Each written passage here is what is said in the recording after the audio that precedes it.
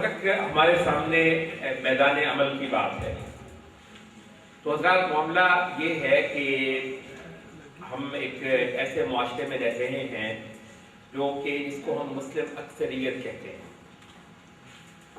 البتہ اکثریت کا لفظ جو ہے یہ ہماری لغت میں نیا ہم جانتے نہیں. اقلیت اور اکثریت کے لفظ جو ہے یہ ہماری اپنی لغت کے لفظ نہیں ہیں, یہ نووارد ہیں, ہم ان سے واقف نہیں تھے. وجہ کیا ہے؟ دیکھیے معاملہ میں صرف یہ چاہوں گا کہ یہ دیکھ لیا جائے کہ معاملہ کتنا پلٹ گیا ہے. ہم کہاں تھے, ہم کون تھے اس سے پہلے شاید سوال یہ ہے, اور آج کیا ہو چکے.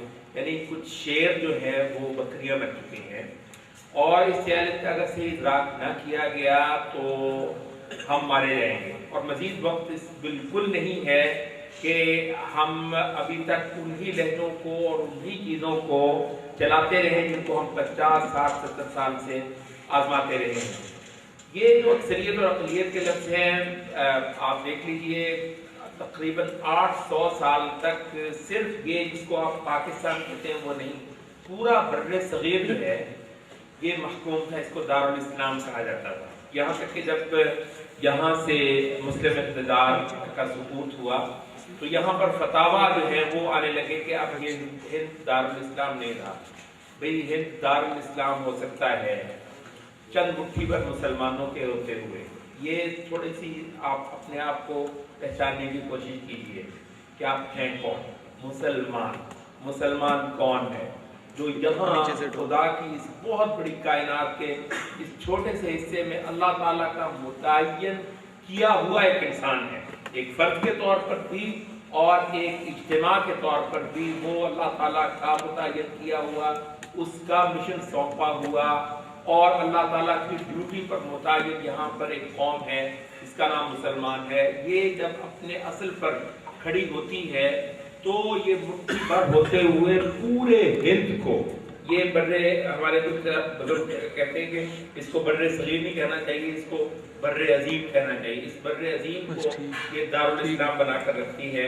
اور اب آج یہ صورتحال ہو گئی ہے کہ ہم ایک بہت بڑی تعداد ہوتے ہوئے پاکستان جیسے ملک کو بھی کے بارے میں بھی اس سوال کا جواب نہیں دے سکتے. بے شک بہت سارے فلسفے جھاڑ بھی لیے گئے کہ پاکستان دارالاسلام ہے, یہ دارالکفر ہے, یہ کیا ہے. اس کا جواب یہ نہیں ہے کہ ہمارے نوجوان نہیں جانتے ہیں یا نوجوان ان سوالوں کے جواب نہیں دے سکتے ہیں. ہمارے علماء ان سوالوں کا جواب شاید انہوں نے کبھی سوچا بھی نہ ہو. تو حضرات یہ جو صورتحال ہے ہمارے سامنے کہ اتنا بڑا ملک جو کہ مسلمان اکثریت پر مشتمل ہے وہ پچھلے 60-70 سال سے بالکل ایک بے سمت چلا جا رہا ہے. ایک پوری قوم ہے, اس قوم کی جو قیادت ہے اللہ تعالیٰ نے جو رکھی ہے, جو اللہ تعالیٰ نے رکھی ہے, اس کے بارے میں یہ جان لیجئے کہ بنیادی طور پر انبیاء ہیں جو چلا کانت بنو اسرائیل تسوسهم الانبیاء کلما ہلک نبی خلفہ نبی, کہ بنو اسرائیل جو تھے ان کے معاملات زندگی, یہ ایک امت ہے آسمانی امت, اس کی فطرت اس کی ساخت کو پہچاننا ہے تو وہ کیا ہے کہ اس کے معاملات زندگی کو, ابھی جو آپ کے سامنے بات کی جا رہی تھی وہ خاص روحانی کیفیات نہیں, کانت تسوسهم الانبیاء, معاملات زندگی کو سب کو چلانے والے کون ہوتے تھے؟ انبیاء, اللہ کے متعین کیے ہوئے اس کے فرستادہ انسان, شریعت کو اللہ سے وصول کر کے لوگوں کو دینے والے وہ لوگ چلاتے تھے. ایک نبی فوت ہو جاتا تو اس کی جگہ لینے کے لیے دوسرا نبی ہوتا. الا وانہ لا نبی بعدی, اب میرے بعد تو کوئی نبی صلی اللہ علیہ وسلم نے کہا کہ نہیں ہے. وسیکون خلفاء ویکثرون, ہاں البتہ خلفاء ہوں گے اور بہت زیادہ ہوں گے. اب جب خلافت نہیں ہے تو اس وقت کون ہے جو مسلمان امت کو جتنا ہو سکتا ہے اتنا چلائے گا؟ انبیاء کی وراثت کون ہے خلفاء کی غیر موجودگی میں؟ تو نبی صلی اللہ علیہ وسلم کہتے ہیں العلماء ورثۃ الانبیاء, علماء جو ہیں وہ انبیاء کے وارث ہوا کرتے ہیں. تو بھائی جو پوائنٹ ہے اس وقت دیکھیے, اور میری اس گفتگو کا جو سب سے پہلا پوائنٹ ہے وہ یہ ہے کہ ہم جب مسلم انحطاط کی بات کرتے ہیں، مسلم زوال کی بات کرتے ہیں، تو بسا اوقات ہماری توجہ چلی جاتی ہے کہ یہ مسلمان معاشرے کہاں تھے، کہاں چلے گئے، مسلمان قوموں کا یہ حال ہو گیا۔ نہیں حضرت، مسلمان قومیں اور معاشرے، ان پر جو زوال آیا ہے اور ان کا جو انحطاط ہے وہ بھی ایک بہت دردناک کہانی ہے۔ البتہ یہ انحطاط علماء کا انحطاط ہے، یہ انحطاط جو ہمارا موجودہ انحطاط ہے، یہ وقت کے داعیوں کا انحطاط ہے، یہ معلموں کا انحطاط ہے، یہ ان لوگوں کا انحطاط ہے کہ جن کو نبوت کی وراثت دی گئی تھی کہ اس قوم کے معاملات زندگی آسمانی قوم کی ہونے کی وجہ سے اس کے معاملات زندگی چلا ہی یہ سکتے ہیں۔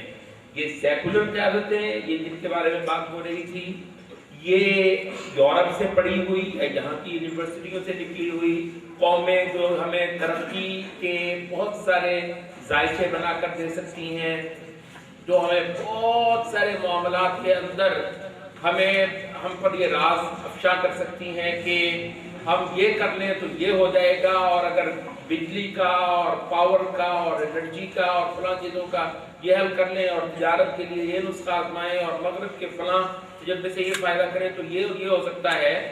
تو یہ لوگ اللہ نے رکھے نہیں ہیں اس قوم کی قیادت کے لیے، ان کے ہاتھ پر کبھی اس قوم کے حالات، یہ آسمانی امت ہے بھائی، یہ آسمانی امت ہے۔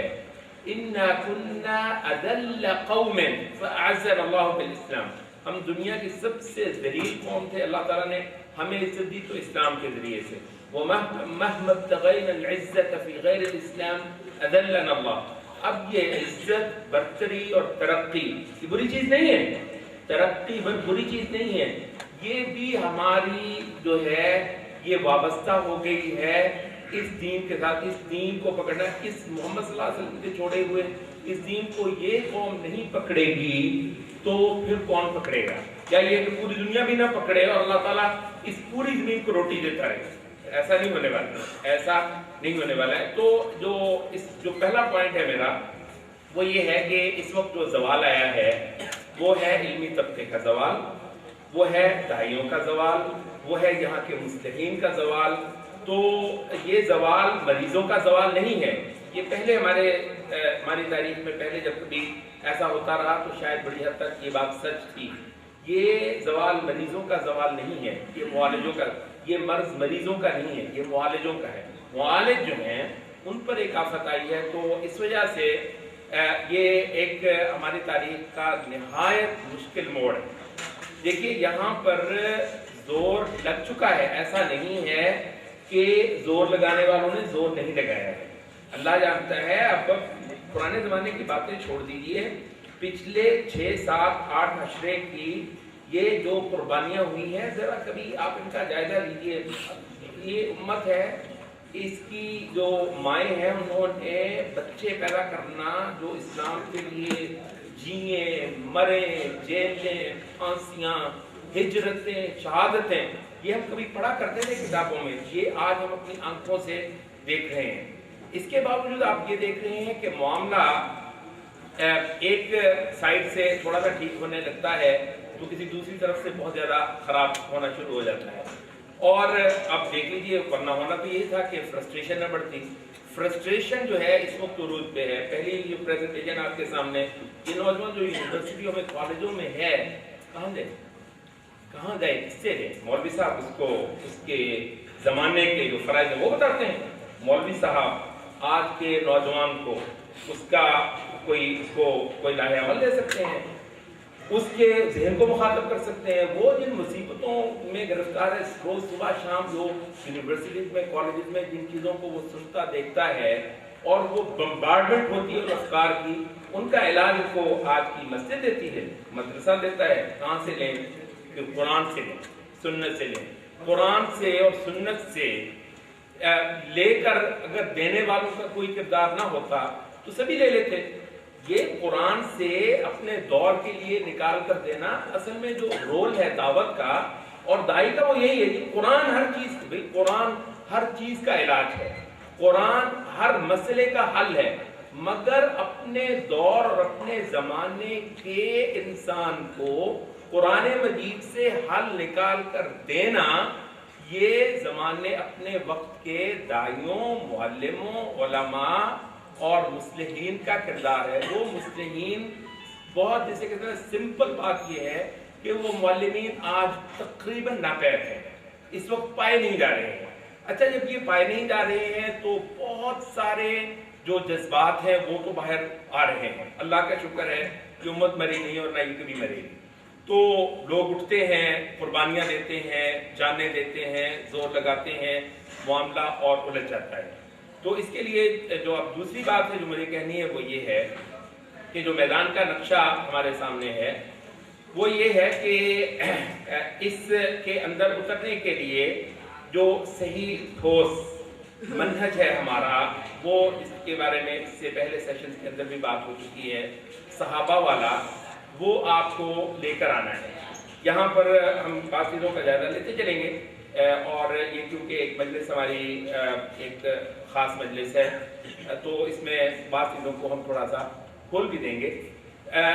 وہ یہ ہے کہ یہ جو دعوت تحریک اسلامی ہماری ایک بہت بڑا اثاثہ ہے پچھلے 60-70 سال کا پاکستان کے اندر۔ تحریک اسلامی جو بعد ازاں جماعت اسلامی، تنظیم اسلامی، تحریک اسلامی اور اس کی بہت ساری سبسڈری کی صورت میں مطلب ہے کہ ہمارے سامنے آئی ہے۔ مصر کے اندر اخوان المسلمین، پھر اس سے آگے جو ہے وہ یہ طلیعہ جسے آپ شام میں دیکھتے ہیں، اس کے بعد الجماعہ الاسلامیہ، الجماعہ الاسلامیہ المسلحہ، الجہاد الاسلامی وغیرہ وغیرہ، مطلب ہے کہ یہ لوگ بہرحال آئے میدان میں۔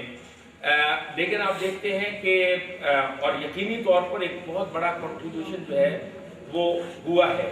اس کے باوجود یہاں پر ہم یہ دیکھتے ہیں کہ وہ بہت سارا جو میس تھا، جو گند پڑا ہوا تھا 3-4 صدیوں کا، ہمارا 5 صدیوں کا، دیکھیں اس کو صاف کرنا ضروری تھا، اس کو صاف کرنا ضروری تھا۔ یہ ہمارا جب مکان گرا تو یہ بالکل ایک بہت گمراہ کن سوچ ہوگی یہ کہنا کہ مغرب کے لشکر آئے ہم پر چڑھ دوڑے اور ہمارا مکان گر گیا، اور ہماری خلافت اور ہماری سلطنت اور ہمارا اقتدار اور ہمارا جو مسلمانوں کی جو ایک اجتماعیت تھی وہ دھڑام سے گر گئی۔ بھائیو، یہ نہایت گمراہ کن قسم کا ایک تجزیہ ہوگا، بہت غلط انالیسس ہوگا۔ ہمارا المیہ ایک داخلی المیہ تھا، ہمارا بحران ایک داخلی بحران تھا۔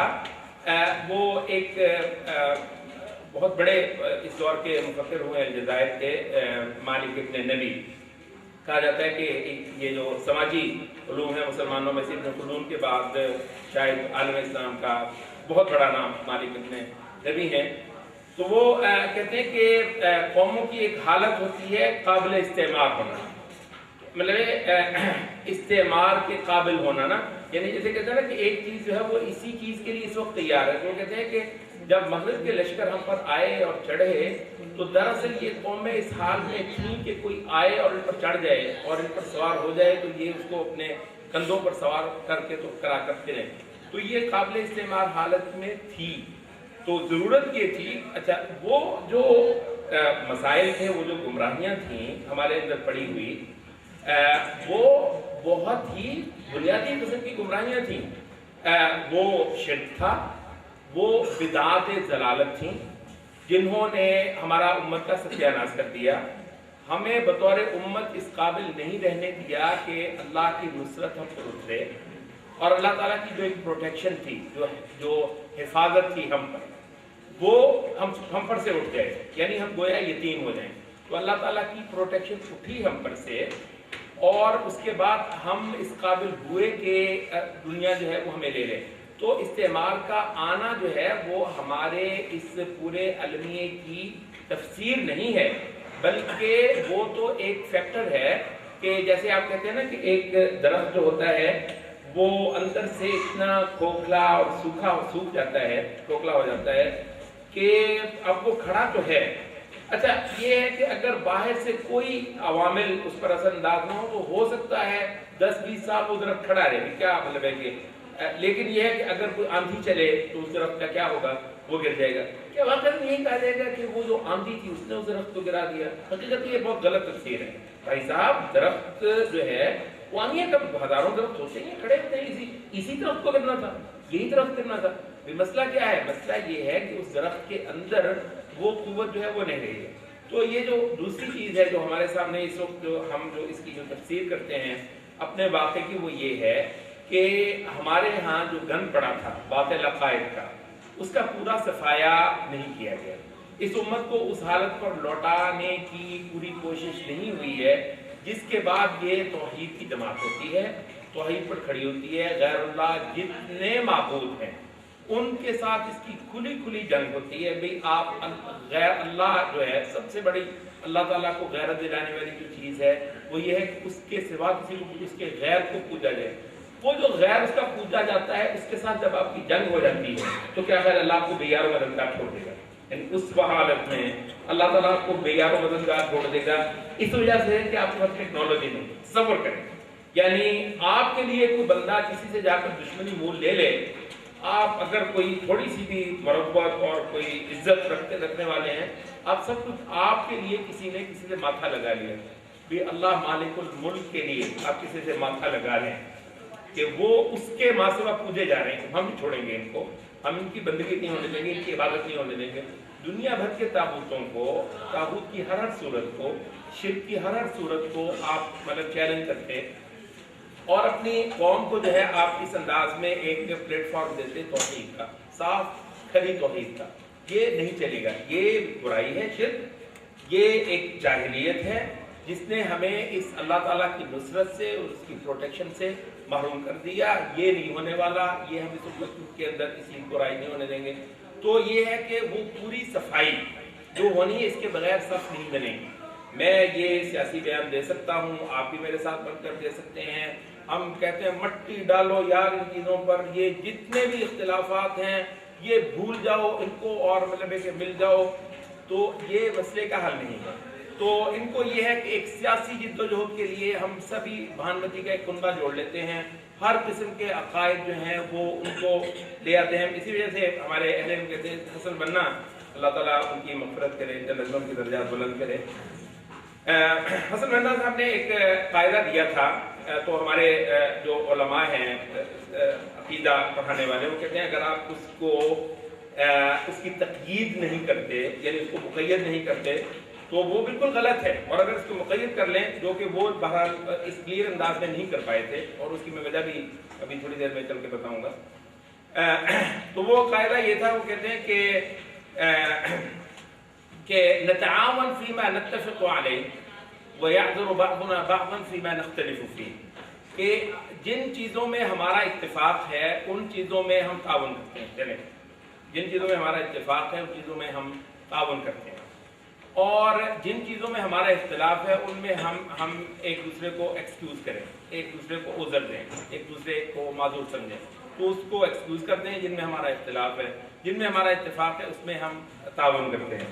تو مطلب ہے کہ جو علماء جو عقیدہ پڑھانے والے ہیں کہنے لگے کہ اگر اس قاعدے کو مطلق لیا جائے تو مطلب کوئی دنیا میں ایسا بھی ہے جس سے آپ کا کچھ نہ کچھ اتفاق نہ ہو. یہودی بھی ہے, کچھ نہ کچھ اتفاق, موسیٰ علیہ السلام کی نبوت پر آپ کا اتفاق ہی ہے یہودیوں کے ساتھ, اور عیسائیوں کے ساتھ بھی بہت ساری چیزوں پہ اتفاق ہے, اور بھی اس کے علاوہ تو آپ تو سبھی کے ساتھ مطلب ہے کہ کر لیں گے. تو وہ یہ ہے کہ وہ کہتے ہیں کہ اس کے ساتھ جو شرط لگانی چاہیے وہ ہے اصول اہل سنت کی. وہ چیزیں جن پر صحابہ نے جس اختلاف کو برداشت نہیں کیا, اچھا اس اختلاف کو ہم برداشت کریں, اور اس اختلاف کو بھلا کر اس کو نظر انداز کر کے ہمارا خیال یہ ہے کہ ہم ان سب لوگوں کو جوڑ کر تو ایک قافلہ بھی بنا دیں گے اور ایک جد و جہد بھی کر لیں گے اور اس تابوت کو الٹ کر رکھ دیں گے. یہ نہیں ہونے والا. ہمارے سلف نے یہ کام نہیں کیا ہے. ہم بھی بجائے اس کے کہ ایک تجربہ کریں 20-30 سال منہ کی کھائیں, پھر اس کے بعد آدھے ہمارے ختم ہو جائیں, آدھے مر جائیں, آدھے بکھر جائیں, بیچارے کچھ رہ جائیں, اس کے بعد وہ ڈھونڈتے پھریں یار کچھ دو راستہ کیا. مطلب ہم اس چیز کے مطابق نہیں ہیں. وہ جیسے عبداللہ بن مسعود کا ایک قول ہے نا کہ اتبعوا ولا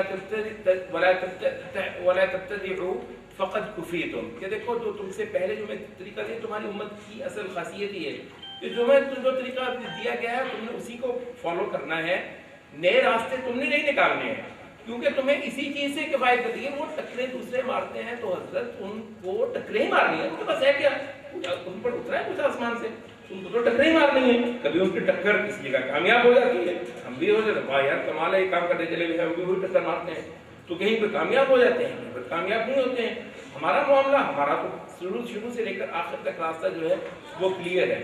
تو وہ کہنے لگے کہ ہاں امت کے اندر آپ کو ایک صف بنانی ہے، امت کے اندر آپ کو اس جاہلیت کے ساتھ ایک جنگ لڑنی ہے۔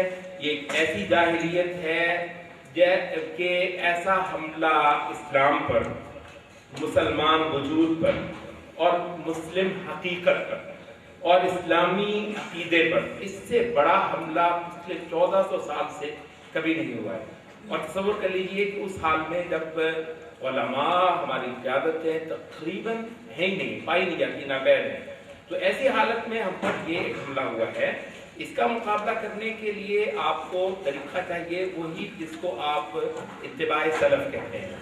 آپ کو بہت ہی کلیئر چاہیے وہ مسئلے جن پر آپ کو بالکل اختلاف کو برداشت نہیں کرنا ہے، ان پر کوئی ایکسکیوز نہیں ہے، ان پر کوئی عذر نہیں ہے، ان پر کوئی وہ نہیں ہے۔ تو البتہ لازمی بات ہے کہ یہ بھی نہیں ہے کہ ہر بندہ 100% ایک طرح کا ہو جائے، ہر بندہ ایک ہی انداز سے نماز پڑھے، ایک ہی طریقے سے وہ ہر مسئلے میں کرے۔ تشہد کے بعد پوری امت جب تک ایک ہی طریقے سے انگلی نہیں اٹھاتی تشہد کے دوران، تو اس وقت تک وہ اکٹھے نہیں ہو سکتے۔ انگلی اٹھانے کے مسئلے میں گھٹنے پہلے جانے چاہیے سجدے کرتے ہوئے، سجدہ کرتے وقت، یا ہاتھ پہلے جانے چاہیے۔ جب تک پوری امت کا اس پر اتفاق نہیں ہو جاتا تو تب تک جو ہے وہ چھوڑ رکھا جائے، کافر جو بھی کریں ہمارے ساتھ، دشمن جو مرضی بیڑا غرق کرے، تو ہم پہلے جو ہے یہ انگلی کا مسئلہ، گھٹنوں کا مسئلہ، ہاتھ کس نے اٹھائے جائے، یہ مسئلے حل کریں گے، تو اس کے بعد انشاءاللہ سب بنے گی ہماری، تو ہم کافروں کی خبر لیں گے، بدماشوں کی۔ جب تک یہ نہیں ہوتا تو کیا کریں؟ مطلب یہ بھی طریقہ غلط ہے۔ وہ بھی ایریاز بہت زیادہ کلیئر ہونے چاہیے جن میں اختلاف کو مکمل طور پر برداشت کیا جائے گا، اختلاف کو قبول کیا جائے گا اور اس کے لیے دروازے کھولے جائیں گے، اور اگر کوئی اس پر سختی کرتا ہے تو اس کو ٹھیک کیا جائے گا، اس کو خاموش کروایا جائے گا اور اس کو بولنے بھی نہیں دیا جائے گا۔ اور اس حالت میں آپ کو بہت کلیئر ہو گیا ہے کہ کون سا اختلاف ہے جو ناقابل برداشت ہے، جس کو آپ نے بے دخل کرنا ہے۔ پچھلے 400 500 600 سال کا جو ایک میس پڑا ہوا ہے، جو ایک گند ہے، وہ اس کو کس طریقے سے اس کا صفایا کرنا ہے، اور اس کے بعد آپ نے اس امت کا ایک صاف کھرا عنصر جو اس گند سے بچا ہوا ہے، ان کو، اور وہ بھی بڑا ہے، اس کو اگر آپ مجتمع کر لیں تو وہ ایک بہت بڑی صف بنتی ہے۔ ایک مطلب تو ایقاظ جو آپ یہاں پر آپ کو میدان کا ایک نقشہ دے رہا ہے، ایقاظ مطلب میں نے پہلے بھی کہا ہے، یہ اہل سنہ کا جو ہے، یہ ابن تیمیہ کا جو ہے مدرسہ ہے، اس کو جو ہے وہ نمائندگی کرتا ہے، اس کو ریپرزینٹ کرنے کی، اور اپنے دور، اپنے زمانے اور اپنے ملک میں اس کو سامنے لانے اور پیش کرنے کی ایک کوشش ہے۔ تو یہ جو کام کرتا ہے وہ یہ ہے کہ ایک بہت بڑا یہ طبقہ بن جاتا ہے جو موحدین کا ہے، جن میں احناف بھی آتے ہیں، یہاں کے شافعی بھی آتے ہیں، اہل الحدیث بھی آتے ہیں، اگر مالکی اور حنبلی ہے وہ بھی آتے ہیں، اور یہ فقہی اختلافات ہیں، ان کو قبول کیا جائے گا۔ عقیدے کے اندر بھی مطلب ہے کہ اگر کوئی چھوٹے موٹے اختلافات ہیں، اور یقیناً ہے، اور امام نے تیمیہ کہتے ہیں کہ کہنا بالکل غلط ہے کہ صرف مسائل کے اندر ہی اصول اور فروع ہے، عقیدے کے اندر فروع نہیں، عقیدے کے اندر بھی فروع ہو سکتے ہیں اور مسائل کے اندر بھی فروع ہو سکتے ہیں۔ تو فروع پر جو ہے وہ برداشت دینا، اور اصول پر جو سختی ہے اور جو اصرار ہے اور جو شدت ہے دین کے اندر مطلوب ہے، اور جو کہ صحابہ نے سب سے پہلے اختیار کی تھی، اس کو لینا اور اس کی بنیاد پر تھوڑا سا ہوم ورک کرنا، اور یہاں پر ایک ایسی آواز کو اٹھانا جو صاف، خالص، کھرا، ٹھیک، توحیدی انداز ہو، جو اس کو دیا جائے، جس کے لیے ہم پھر یہ امید رکھ سکیں کہ اللہ تعالیٰ کی نصرت واقعتاً اس پر اترنے والی ہے۔ تو ایک جو چیز ہے وہ آپ کے ساتھ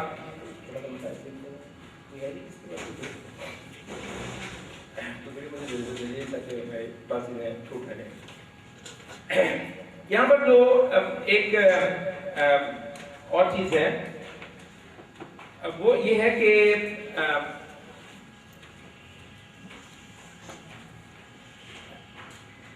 اسلام جو ہے وہ ایک عمل کا نام ہے۔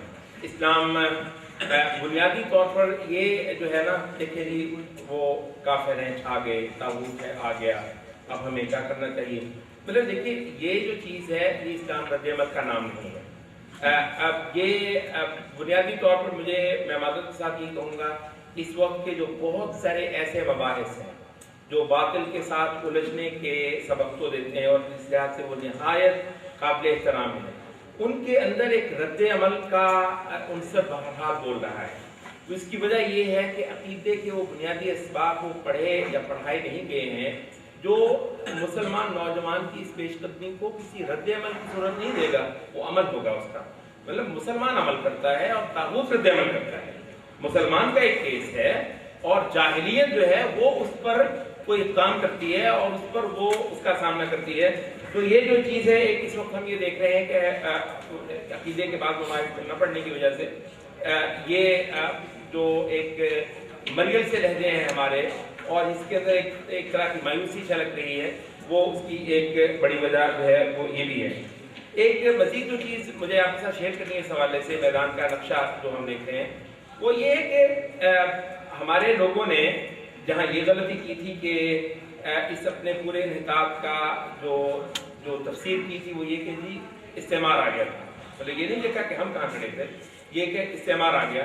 وہاں پر ایک دوسری غلطی یہ کی کہ استعمار کیونکہ ایک نظر آنے والی چیز تھی، اس کے گھوڑے، اس کے برباداں، اس کے ٹینک اور اس کے طیارے یہ ہمیں نظر آ جاتے ہیں۔ آج بھی ہمیں، میں معذرت خواہ ہوں، آج بھی ہمیں وہی نظر آ رہے ہیں، اس کے ٹینک اور اس کے طیارے اتنے مار دیے، اتنا وہ کر دیا۔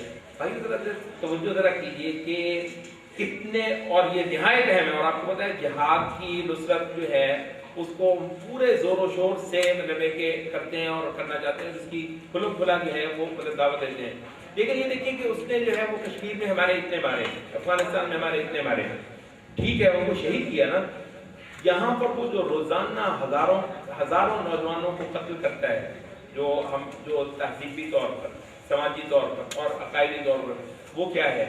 اس وجہ سے کہ ہم نے دیکھا استعمار کے گھوڑے اور اس کے ٹینک اور اس کے طیارے دیکھے۔ ایک اور ادارہ تھا جو دراصل استعمار کی تہ میں کام کر رہا تھا اور وہ پورے زور و شور کے ساتھ آج تک کام کر رہا ہے ہمارے عالم اسلام میں، بلکہ حقیقت یہ ہے کہ استعمار کو اپنی وہ اس عالمی جنگوں کی وجہ سے جو کہ ان کی اپنی تھیں، ہم نے نہیں لڑی تھی عالمی جنگیں، انہوں نے خود لڑی تھی، اس کی وجہ سے وہ جب جانے پر مجبور ہو گیا، وہ نکل گیا، تو اس کے بعد تو اس نے مکمل اپنا انحصاری اس دوسرے شعبے پر کیا۔ وہ کیا تھا؟ وہ استشراق کا شعبہ تھا۔ یہ آپ کی یونیورسٹیاں جو ہیں، جو آپ کو میں دوبارہ پھر معذرت کرتا ہوں، جو اسلامیات آپ کو پڑھاتی ہیں، اسلامیات کے شعبہ آپ کے خیال میں کس کا تاسیس کرتا ہے؟ یہاں پر پورا جو ایک منہج ہے کس نے ڈیزائن کیا ہے، پہلے کس نے بنایا ہے؟ یہ جو مجسمہ کا کھڑا ہے، آپ جب اولڈ کیمپس کے پاس سے جاتے ہیں، یہی لوگ تھے نا، یہ اورینٹلسٹ جو یہاں پر بیٹھ کر آپ کو اسلامیات پڑھاتے رہے، آپ کو فزکس کیمسٹری نہیں پڑھاتے رہے، وہ آپ کو اسلامیات پڑھاتے رہے، ان کے پڑھے ہوئے آج آپ کو اسلامیات پڑھاتے ہیں۔ تو ان کا جو استشراق کا شعبہ ہے وہ مکمل طور پر جو ہے وہ سرگرم رہا ہے۔ اب وہ استشراقی کا شعبہ ہے جو ان کو اب اسٹڈیز بھی کر کے دیتا ہے اور ان کو بتاتا ہے کہ اسٹیٹ ڈپارٹمنٹ امریکہ کا جو ہے وہ اگر آپ سجادہ نشینوں کو تھوڑا سا ان کو تھپکی دے، ان کی پیٹ پر ہاتھ پھیرے تو اس کے یہ فوائد ہیں، کون سے عالم اسلام میں وہی وہ پرانی جو کہانی ہے وہ دہرائی جا رہی ہے ہمارے اندر، وہی جو ہم تو کہہ رہے تھے نا کہ جی یہ ذرا بدعات ہیں، آپ ان کو جو ہے وہ نظر انداز کر دیں، یہ چھوٹی چھوٹی چیزیں ہیں، وہ ہمارا استشراق سب سے زیادہ جانتا ہے، اس کو یہ پتا ہے کہ عقیدے کا انحراف، جو عبدالرحمان صاحب عقیدے کا انحراف جو ہے وہ ان کے ایجنڈا کے لیے بھی کتنا کام دیتا ہے۔ دیکھیں جتنا بڑا انحراف اتنا بڑا ان کو کام دے رہا ہے۔ سب سے بڑا انحراف کیا ہے اس زمانے میں؟ قادیانیت۔ اب ذرا دیکھیں کیا قادیانیت جو ہے یہ کیا محض ایک عقائدی انحراف ہے؟ عقائدی انحراف ہوتا تو ہم اسے عقائدی ویسے کرتے ہیں نا، اس کا ہیڈ کوارٹر اسرائیل میں نہیں۔ اس کو آپ ذرا نوٹ کرتے ہیں کہ دین محمد سے جو ہمارا داخلی انحرافات جو ہیں یہاں پر، یہ کس طریقے سے ڈانڈے ٹوٹتے ہیں، اور یہاں پر جو اندر جو ان کی سرگرمی ہے وہ کس طریقے سے آپ کو ان کو پورا نقشہ جو ہے وہ بتاتا ہے کہ اس خالص اسلام کو کیسے سنگل آؤٹ کرنا ہے۔ یہ وہابیت کی گالی کو پورے 1 صدی تک جو ہے گالی کی طرح بنا رکھا ہے۔ یہ گالی کون دیتے تھے؟ وہ جیمز اور پیٹر دیتے تھے وہابی کی گالی، یہی عبداللہ اور محمد اور خالد، ان ناموں کے لوگ گالی دیتے نا۔ یہ بھائی کامیابی ہے، ایک قوم کی کامیابی ہے کہ وہ پورے 100 سال تک وہابیت کو آپ کے لیے گالی بناتا ہے. اب وہ اس میں اور وہ اس طرح کی یہ جو خالص عقیدہ ہے جس کو میدان سے باہر کرنے کے لیے یہ نئے نئے الائنمنٹ بن رہے ہیں، تو بھائی صاحب اس عقیدے کو اس سے زیادہ بڑھنا کر کے آپ کو لانا پڑے گا. لگی لپٹی وہ ٹھیک ہے جناب، تو زیادہ عقیدے پہ محنت نہ کیجیے، اس پر زیادہ وہ نہ کیجیے، لگا لیجیے. ان کو پتا ہے کہ یہ آپ سے جو عقیدے کے انحرافات ہیں یہ آپ کو کہاں کہاں سے نقصان پہنچا سکتے ہیں، اور ان کے جو پوٹینشیل الائز ہیں وہ کون کون سے ہو سکتے ہیں، اسی والے سے وہ لے لیتے ہیں. جتنا وہ ہے قادیانیت ہے، اس کے بعد روافض ہے، آپ مطلب وہ دیکھ لیجئے. مطلب یہ ایک واقعہ ہے، مطلب یہ ایک واقعہ ہے. پاکستان کو آپ کو پتہ ہے ایک نیشنلزم کی بنیاد پر ہم کبھی بھی وہ نہیں کرتے، سوال ہی پیدا نہیں ہوتا ہے. اس کے باوجود محض اس وجہ سے کہ یہ مسلمانوں کا ایک ملک ہے، تو آپ دیکھ لیجئے مطلب ہے کہ یہ جو پائلٹ جو ہوتے ہیں یہ ایئر فورس کے، اس میں مطلب ہے کہ دھڑکا ہوتا ہے اگر اس کا پائلٹ جو ہے قادیانی یا رافضی ہے، تو پتہ نہیں کیا کرتے ہیں. مطلب یہ آپ تھوڑا سا دیکھیے کہ عقیدے کا انحراف جو ہے وہ امت کے دشمنوں کو کس انداز میں کرتا ہے. تو یہ محض عقائدی بحثیں بھی نہیں ہے، یہ جو میدان جنگ کا نقشہ ہے ان کے ساتھ بھی یہ باقاعدہ طور پر ریلیٹڈ ہیں. اور یہاں پر آپ کو جو عقیدے پر محنت ہے وہ بہت ہی دوہری قسم کی آپ کو کرنی پڑتی ہے. یہ جو اس کے بعد جو چیز ہے جو میں آپ کے ساتھ مطلب کہ بہت ضروری ہے جو شیئر کروں، اصل میں یہ موضوع لمبا ہے، اس کی چند پوائنٹس ہیں جو میں آپ کے ساتھ شیئر کر رہا ہوں کہ جو میدان ہمیں جس کے ساتھ واسطہ پڑا ہوا ہے. اچھا وہ یہ ہے کہ ہمارے ایسا بھی نہیں ہے کہ ہمارے جو دیندار جو ایلیمنٹ ہے، جو ماشاءاللہ دیندار عنصر ہے، استغفر اللہ، وہ سارے کے سارا شرک میں پڑا ہوا ہے. یہاں پر بھی مجھے 2-3 باتیں کرنی ہے، وہ بہت اختصار سے کروں گا. دیکھیے شرک نہ کرنا جو ہے یہ کافی نہیں ہے، شرک سے جنگ کرنا ضروری ہے. یہ جو بات ہے نا کہ میں شرک نہیں کرتا، بھائی صاحب یہ کوئی بھی بات نہیں ہے، آپ شرک نہیں کرتے. بات یہ ہے کہ انبیاء نے کیا کیا تھا، شرک چھوڑ دیا تھا، شرک نہیں کرتا جی ٹھیک ہے، میرا یہ عقیدہ ٹھیک ہے. کیسے عقیدہ ٹھیک ہے، میں شرک میری عقیدے میں شرک نہیں ہے. تو یہ جو ہے نا دیکھیے مطلب ہے کہ آپ کو ہم جب عقیدے کی بات کرتے ہیں نا تو وہ جو اصلاح عقیدہ کا ایک لیول کے ساتھ جو کام ہو رہا ہے نا، جو لوگوں کے بعض جو چیزیں ہیں ان کی بعض اسماء اور صفات کے بعض ڈیٹیل میں چیزیں ہیں تو وہ ٹھیک کروا دیں تو انشاءاللہ ان کا عقیدہ ٹھیک ہو گیا. نہیں، یہ نہیں ہے. ہم یہ کہتے ہیں کہ یہ جو ایک اچھا خاصا جو ہمارا وہ ہے وہ شرک کے جو ہے اس کے ساتھ اس کو جنگ کروانا، اس کے ساتھ نبرد آزما ہونا، یہ عقیدے کا باب ہے. فَمَنْ يَكْفُرْ بِالطَّاغُوتِ وَيُؤْمِنْ بِاللَّهِ فَقَدِ اسْتَمْسَكَ بِالْعُرْوَةِ الْوُثْقَىٰ. جس نے کفر کیا تھا، یعنی اس سے شدید لفظ کو ہو نہیں سکتا تھا جو اللہ تعالیٰ نے بولا ہے، تو کفر کروانا. اب دیکھیں یہاں پر جو ایک پوائنٹ آ جاتا ہے وہ یہ ہے کہ اول تو بہت سارا جو ہے وہ دینی ایلیمنٹ جو ہے وہ بہرحال توحید کو اس حد تک نہیں لیتا ہے، وہ توحید کو ایک ذاتی عقیدے کے ساتھ طور پر لیتا ہے. اور یہاں پر ہم اسی پوائنٹ پر آ جائیں گے کہ مطلب ہے کہ ٹھیک ہے آپ تصوف کو بھی مطلب ہے کہ تنقید کر لیں. ظاہر ہے انہوں نے بہت متوازن تنقید کی ہے تصوف پہ، تو مطلب یہ نہیں کہا کہ ہر قسم کے تصوف کو رد کریں. مطلب تصوف کو تو آپ کرتے ہیں کہ یہ تصوف جو ہے وہ آپ کو انفرادیت سکھاتا ہے. مطلب میں کہتا ہوں عدل ہے اور اللہ تعالیٰ نے انصاف فرض کر رکھا ہے. ہماری توحید انفرادیت نہیں سے، جو ہماری علوم توحید ہے وہ انفرادیت نہیں ہے، انڈیویجولزم. آپ اپنا عقیدہ ٹھیک کریں، جنت آپ کی ساری دنیا بھاڑ میں جاتی ہے جائے. کیا ہے، کون یہاں پر مطلب حکومت کرتا ہے، کس کا نظام ہے، کس کی عبادت ہوتی ہے، کس کی اطاعت ہوتی ہے، کس کا چلتا ہے، اس سے آپ کو کیا غم؟ آپ کا عقیدہ تو ٹھیک ہے، کون سا عقیدہ ٹھیک ہے، یہ عقیدے کا کون سا تصور ہے کہ یہ عقیدہ بھی ٹھیک ہوتا ہے.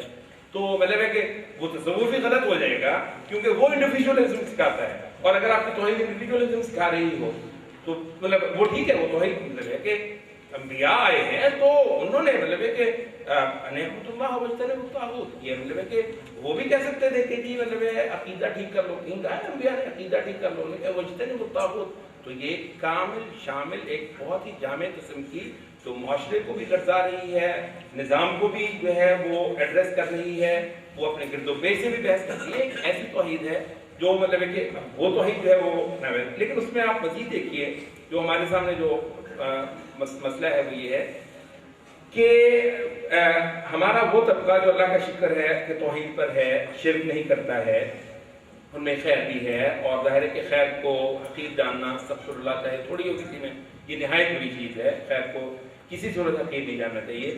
اچھا، لیکن یہ کہ آپ دیکھیے کہ جب وہ توحید کی طرف اس کو مطلب آپ کہتے ہیں کہ وہ آئے اور شرک کے ساتھ کرے، تو اب شرک جو ہے وہ شکلیں بدلتا ہے، آپ کو یہ تو پتہ ہے۔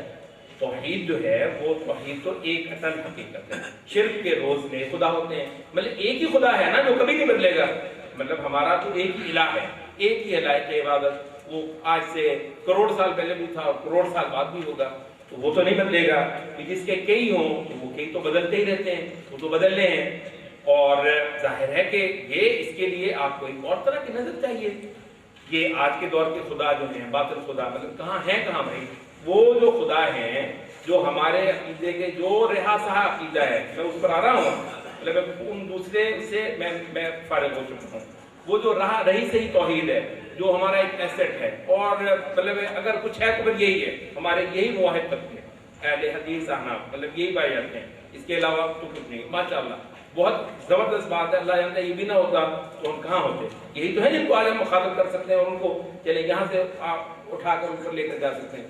لیکن یہ جو لوگ ہیں ہمارے، یہ جو طبقہ ہے، یہ جب آپ کو شرک اور توحید کا مفہوم بیان کر رہے ہوتے ہیں، مطلب ہے کہ اور اللہ کا شکر ہے کہ کسی کو یہ شرک اور توحید کی بات کر رہے ہوں، وہی وہ چھوٹے مسائل جو ہیں ان کی بحثیں اور ان پر دنگل اور ان پر مناظرے نہ کر رہے ہیں، بہت اچھی بات۔ جب وہ شرک اور توحید کی بات کر رہے ہوتے ہیں تو وہ جو عبادت کی وہی صورتیں ہیں جو آج سے بہت دیر پہلے زیادہ رائج ہوں گی، اب تو نہیں ہے، مطلب یہ جو شرک ہے، مطلب یورپ جو ہے وہ آپ کو پتا ہے اس کا شرک ہی آج کے سب معاشروں کے پیچھے بول رہا ہے۔ یہ جتنے معاشرے ڈیزائن ہوئے ہیں پچھلے 100 سال میں، جتنے بھی ہوئے ہیں عالم اسلام سمیت، وہ سب کے سب جو ہے وہ اسی کے نقشے پر سوار ہوئے ہیں۔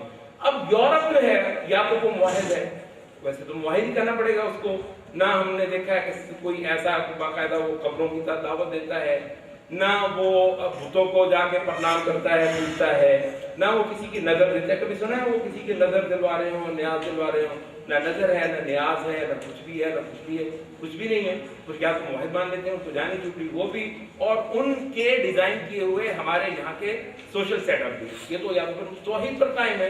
اچھا، اگر وہ توحید پر نہیں ہے، وہ شرک پر ہے، تو بھائی وہ کون سا شرک ہے؟ اب یہاں پر آ کر اتنے لمبے بحثیں ہمارے مواحد طبقوں کی طرف سے شروع کی جائیں گی کہ مسئلہ حاکمیت جو ہے یہ مودودی صاحب اور سید قطب صاحب کی ایجاد کرتا بدعت ہے، جس نے بیڑا غرق کر کے رکھی ہے ہمارے تو عقیدے کے مباحث کا۔ وہ ہمارے نوجوان جو ہے وہ عقیدہ پڑھتے تھے، وہ قبروں شبروں کا رات کرتے تھے، کہاں وہ کر کے یہ نہیں جو ہے سیکھتے۔ یہ حضرات دیکھیے، ہم دیکھیں ہم کہاں پہ کریں، میں صرف آپ کو یہ کوشش کروں گا کہ آپ اس کا اندازہ کر لیں کہ ہمارا جو چیلنج ہے جہاں سے ہم نے چلنا ہے وہ کیسے ہے۔ تو یہ کس طرف سے آ رہے ہیں، یہ جو مطلب بحثیں ہیں، یہ ہمارے جو نہایت اچھے راسخ العقیدہ معذرت خواہ ہیں، راسخ العقیدہ جو بڑے اچھے ماشاءاللہ عقیدے کے پختہ لوگ ہیں، وہ یہ آپ کو بات کرتے ہیں کہ یہ جو نئی شرک کی نئی صورتیں بیان ہوتی ہیں، یہ تو ایک خامخواہ لوگوں نے کچھ کر دی ہے۔ تو بھائی آپ یہ بتائیے کہ آج کا جو ماڈرن معاشرہ ہے، جو ماڈرن سوسائٹی ہے، وہ ویسے کون سا شرک کرتی ہے؟ آپ بتا دیجیے وہ کون سا شرک کرتی ہے؟ کیا یا تو وہ توحید پہ ہے، تو بھائی وہ آج کے بت، آج کے خدا پھر وہ کون سے ہیں؟ تو یہاں پر آپ دیکھتے ہیں کہ آپ بالکل ہی اکیلے رہ جاتے ہیں، یہاں پر جب آتے ہیں تو آپ بالکل ہی اکیلے رہ جاتے ہیں، اور یہاں آپ محسوس کرتے ہیں کہ دیکھیے اب اس زمانے کو ایک نئے قسم کا ایک داعی دینے کی ضرورت پڑ گئی۔ صاف ہی اللہ تعالیٰ پر بھروسہ رکھنا چاہیے، اللہ تعالیٰ نصرت کرتا ہے اپنے بندوں کی، وَلَا يَنْصُرَنَّ اللَّهُ مَن يَنْصُرُهُ۔ مطلب ہے کہ ہم نے تو جو ایک منحنی سی، جو ایک کمزور سی آواز پچھلے 10 سال سے بہرحال اٹھائی ہے، اور مطلب کئی ساری چیزیں بہرحال ایسی ہیں کہ جن کو پہ بہرحال ہم نے کچھ تار بھی چھڑے ہیں۔ تو مطلب ہے کہ ان چیزوں کو ابھی آج اتنے سارے لوگ ہمارے سامنے آ کر، اللہ کا شکر ہے اللہ تعالیٰ اپنے آپ بیٹھے ہیں، تو مطلب ہم جو چاہ رہے ہیں وہ یہ ہے کہ یہاں پر ایک بہت صحیح قسم کی بات کو سامنے لے کر آنا، فی الحال نہ کسی پمفلٹ کے بس کی بات ہے، پروجیکٹس آپ کے سامنے پیش کیے گئے وہ اپنی جگہ پہ ایک الگ چیز ہے، دیکھیے یہ نہ ایک پمفلٹ کی بس کی بات ہے، نہ ایک عدد مجلے کی بس کی بات ہے جس کو آپ کہتے ہیں کہ یہ ایقاظ ہے یا کچھ اور ہے 2 3 یا نہ مجلوں کے بس کی بات ہے، نہ یہ کسی ایک آدھ چھوٹے موٹے دائی کی بات ہے، ایک مسجد میں ایک خطیب کھڑا ہو جائے اور وہ تقریریں شروع کرنا کر دے تو یہ دیکھیے یہ یہاں پر ایک مائنڈ سیٹ چینج کرنے کی بات ہے۔ مطلب ہمارے پیچھے جو علمی ورثہ ہے وہ اللہ کا شکر ہے کہ وہ بہت کافی ہے کہ ہمیں اس جنگ کے لیے ایکوپ کر سکے۔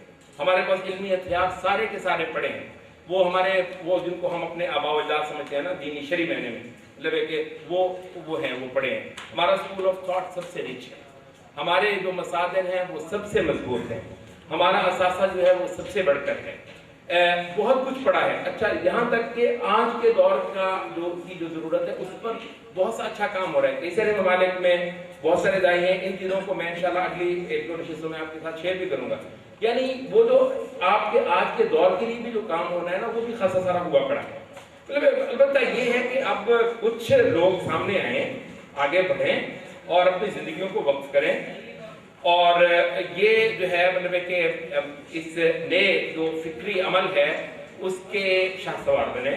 دیکھیے مطلب ہے کہ اگر آپ یہ انتظار کریں گے کہ یہاں پر یہ جو اس وقت کے ہی جو دائی ہیں یا جو مولوی ہیں یہ آپ کی ایک آدھ تقریر کو سن کر انشاءاللہ نہیں، یہ نہیں ہونے والا۔ میں آپ کو بتا دوں، آپ ریئلسٹک ہونا چاہیں تو صورتحال یہی ہے، یہ کوئی چیز فرق نہیں ڈالے گی۔ یہ جو ہم تھوڑی سی بہت کوشش کرتے ہیں نا، یہ تھوڑی سی لاکنگ کرنا، مولانا حضرات کے پاس جانا اور مختلف جو دینی مدارس کے شیوخ الحدیث وغیرہ وغیرہ مطلب ان کے پاس جانا، تو وہ یہی ہے کہ ایک آواز جو ہے جس کو ہمیں اٹھانا ہے، جس کو ہمیں یا مطلب ہمارے جو ہم خیال ہیں یا جن کے ہم خیال ہو سکتے ہیں، مطلب انہی دو اس نئی، یہ نئی نہیں ہے، سب سے پرانی یہی ہے، مطلب اس قوم کے لیے شاید اس وقت نہیں، اس نئی چیز کو باہر لے کر آ سکتے ہیں۔ اٹھانا ہمیں ہی ہوگا، اس کے لیے جو مطلوبہ قسم کے رجال ہیں، جو مائنڈز ہیں، جو صلاحیتیں ہیں، ان کو باہر پیدا کرنا ہوگا۔ ان بہت سارے اچھے لوگوں سے اس وقت تو آپ توقع بہترین کر سکتے ہیں، ممکنات تک وہ یہ ہے کہ جب آپ آواز اٹھائیں تو یہ آپ کی آواز میں آواز ملا دیں۔ یہ آپ اتنا ہی ایکسپیکٹ کر سکتے ہیں، اس سے زیادہ آپ کریں گے تو آپ غیر واقعاتی مطلب آپ خوابوں میں رہتے ہیں۔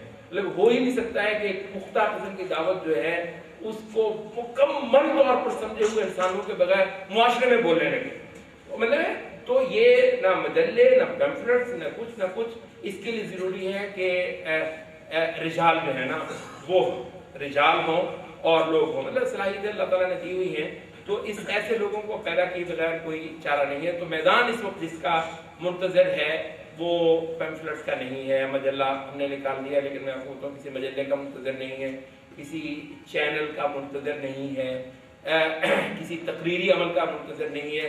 وہ یہ ہے کہ یہاں پر کچھ نوجوان کو اپنے زمانے کو سمجھتے ہوں اور کتاب پر، سنت پر، صحابہ کے فہم پر ان کا گرفت مضبوط ہو، وہ یہاں پر اٹھیں اور کھیپے نکالیں۔ مطلب ہے کہ اگر آپ کو 5-10 ہزار سمجھدار قسم کا انسان اس معاشرے کو دے سکتے ہیں 5-7 سال میں، تو میں آپ کو کہہ سکتا ہوں کہ میدان آپ ہی کے لیے ہے۔ ایک چیز میں آپ سے عرض کر دوں اور یہ آخری چیز ہوگی، اس سے بدلنے کا کہ ایسی چیزیں مختلف عنوانات کے تحت میری تو چلتی رہیں گی کل تک انشاءاللہ۔ وہ یہ ہے کہ اسلامی ایجنڈا جو ہے اس وقت سب سے پوٹینشلی جو سب سے مضبوط ہے وہ یہی ہے، مطلب یہ اللہ تعالیٰ کی عجیب، میں اس وقت تو یہاں پر ایک کرشمہ دیکھ رہا ہوں کہ اس وقت کوئی بھی دعوت میدان میں، یہ جو لبرلزم وغیرہ ہے نا، حقیقت یہ ہے کہ میں اس کو دعوت نہیں مانتا ہوں، یہ کھانے پینے کے دھندے ہیں، کھانے پینے کے دھندے ہیں۔ مطلب دعوت میں مانتا ہوں ایک باطل گمراہی کی دعوت ہے ظاہر ہے، لیکن میں مانتا ہوں دعوت تھی، کامنزم تھا جس کے لیے لوگ قربانیاں دے رہے تھے، کامنزم تھا جس کے لیے دعوت وہ ہوتی ہے جس کے لیے آپ مرنے کے لیے بھی تیار ہوں، آپ ہجرتوں کے لیے بھی تیار ہوں، آپ جانے دینے کے لیے بھی تیار ہوں، مال بھی دیتے ہوں۔ اور اگر یہ نہیں ہے نا آپ کے خیال میں محض کچھ عقیدے کی باتیں ٹھیک کرنے سے مطلب ہو جائے گا، تو پھر ظاہر ہے کہ آپ مطلب ہے کہ کم از کم ہماری اس گفتگو کے مخاطب تو نہیں، مطلب ہے تو دعوت جو ہے وہ بنیادی طور پر قربانیوں کا اور کچھ کر گزرنے کا مطلب ایک عمل ہوتا ہے۔ تو دعوت جو ہے وہ کامنزم تو تھی، لبرلزم کون سی دعوت ہے؟ میدان خالی ہے آپ کے لیے، میدان آپ کے لیے خالی ہے۔ یہاں جو بھی عقل مند دعوت علم کے ہتھیار لے کر اور عقل کو استعمال کر کے میدان میں اترے گی وہ کھا جائے گی، مطلب یہاں پر کوئی لادین دعوت بھی میدان میں نہیں ہے۔ پورا میدان خالی ہے، جو بھی محنت کرے گا لے جائے گا اس سوسائٹی میں، اس کو لے کر اچک لے جائے گا. اور مطلب میں یہ دیکھ رہا ہوں کہ اور کوئی دعوت نہیں ہے. اسلام البتہ اللہ کا شکر ہے تیزی کے ساتھ آ رہا ہے.